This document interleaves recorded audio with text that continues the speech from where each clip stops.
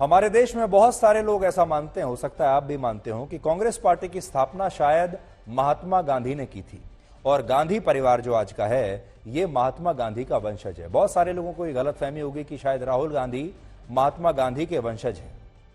ये भारत की राजनीति से जुड़ी ऐसी दो बातें हैं जिन पर हमारे देश में दशकों तक लोगों ने एक विश्वास किया है या एक गलतफहमी बनाकर रखी गई है, जबकि ये दोनों बातें पूरी तरह से गलत है।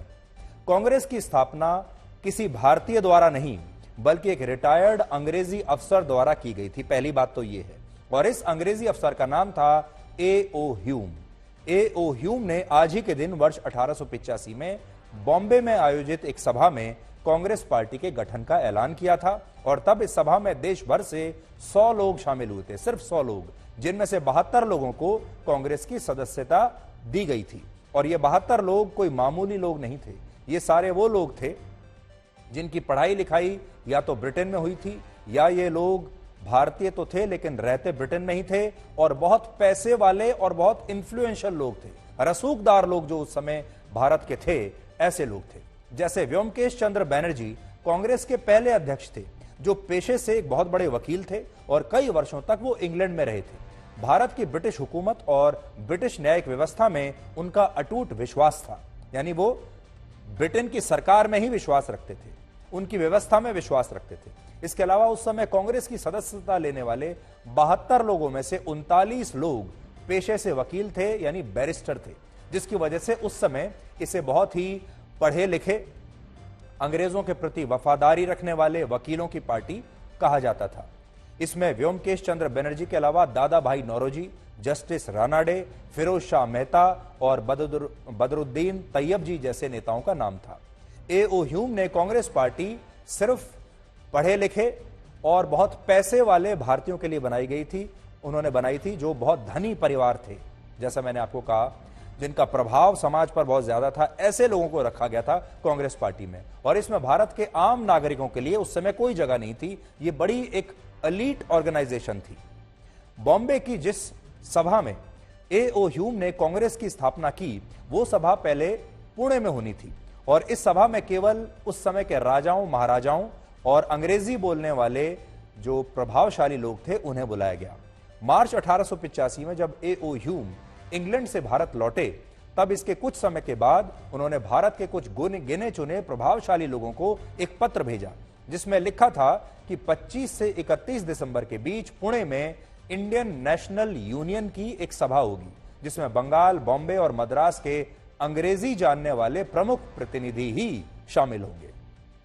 इससे स्पष्ट है कि ए.ओ. ह्यूम ने उस समय भारत के ऐसे लोगों को साथ लेकर कांग्रेस पार्टी बनाई जो रंग से तो अंग्रेजों की तरह गोरे नहीं थे, रंग तो उनका ब्राउन था, लेकिन उनके विचार, उनका रहन सहन और उनकी बोली पूरी तरह अंग्रेजों के जैसी थी, अंग्रेजों के जैसे ही सोचते थे। और सबसे बड़ी बात, इंडियन नेशनल कांग्रेस का पहला नाम ये नहीं था, बल्कि इसका पहला नाम था इंडियन नेशनल यूनियन। इसके अलावा कांग्रेस की स्थापना का मकसद भारत को अंग्रेजों से आजादी दिलाने का बिल्कुल भी नहीं था।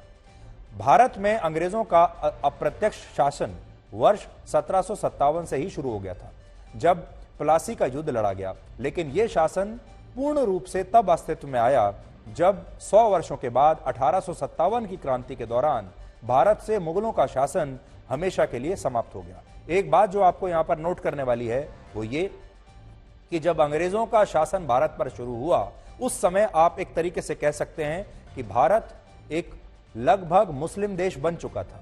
भारत मुसलमानों के कब्जे में था और भारत पर मुगल बादशाहों का शासन उस समय हुआ करता था। तो आप ये कह सकते हैं कि उस समय इस्लाम जो है वो भारत में मेजॉरिटी में रहा होगा जब अंग्रेजों ने भारत पर शासन शुरू किया और मुगलों को यहां से भगाया। उस समय अंग्रेज शासन में आ तो गए, लेकिन उन्हें हमेशा इस बात का डर रहता था कि कहीं 1857 की तरह फिर से उनके खिलाफ कोई विद्रोह ना हो जाए। और जब वर्ष 1860 से 1875 के बीच अंग्रेजी सरकार भारत में कई तरह के कानून लेकर आई और इन कानूनों का अलग अलग प्रांतों और क्षेत्रों में विरोध हुआ, तो अंग्रेजों ने इस दौरान यह देखा कि भारत के लोग इतने शांत हैं कि अगर उन्हें यह भरोसा दिला दिया जाए कि उनके अपने लोगों का एक संगठन भी इस देश में उनकी आवाज उठाने के लिए मौजूद है, तो वो शायद कभी अंग्रेजी सरकार का विरोध नहीं करेंगे। बड़े शांति प्रिय लोग हैं। कांग्रेस पार्टी बनाने का सबसे पहले विचार A.O. ह्यूम के दिमाग में आया था और उन्होंने उस समय भारत के तत्कालीन ब्रिटिश वाइसरॉय लॉर्ड डफरिन को इसके बारे में जानकारी दी, अपना यह आइडिया बताया और लॉर्ड डफरिन की सहमति के बाद ऐसे लोगों को एक साथ लेकर कांग्रेस पार्टी का निर्माण किया गया जो अंग्रेजों में अपनी आस्था भी रखते थे और उनकी नीतियों में कुछ सुधार भी चाहते थे।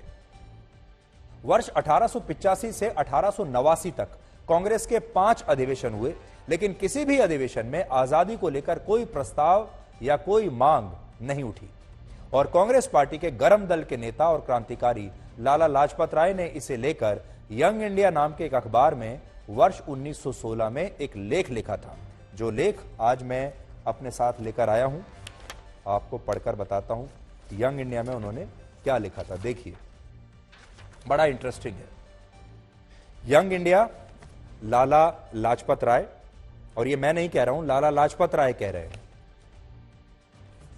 और इसमें उन्होंने लिखा था, जिसमें वो बताते हैं कि कांग्रेस पार्टी एक ऐसा संगठन है जो अंग्रेजी सरकार के लिए सेफ्टी वॉल्व का काम कर रहा है। यह लेख इस समय मेरे हाथ में है और देखिए, वो लिख रहे हैं, it is an undisputed historical fact that the idea of the Indian National Congress was a product of Lord Dufferin's brain, that he suggested it to Mr. Hume.